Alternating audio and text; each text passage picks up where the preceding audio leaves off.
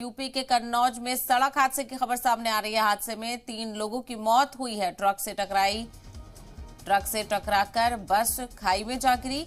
महलुकीन में 2 खातून और एक बच्चा शामिल है। रायबरेली के रहने वाले थे सभी महलुकीन। तो बेहद अफसोसनाक खबर। सुबह की शुरुआत अफसोसनाक खबर के साथ। यूपी के कन्नौज में सड़क हादसा और इस हादसे में 3 लोगों की मौत की खबर सामने आ रही है। बस ट्रक से टकराकर खाई में जा गिरी और जिसके नतीजे में 3 लोगों की मौत हो गई।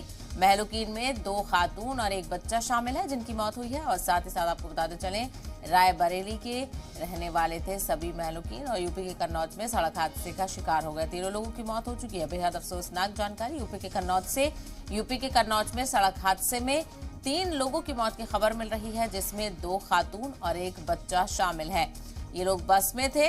ट्रक से टकराकर बस खाई में जा गिरी और इस हादसे के नतीजे में 3 लोगों की मौत हुई है, जिसमें 2 खातून और एक बच्चा शामिल है। तीनों बताया जा रहा है रायबरेली के रहने वाले थे और यूपी के कन्नौज में थे इस वक्त और बस में सवार थे।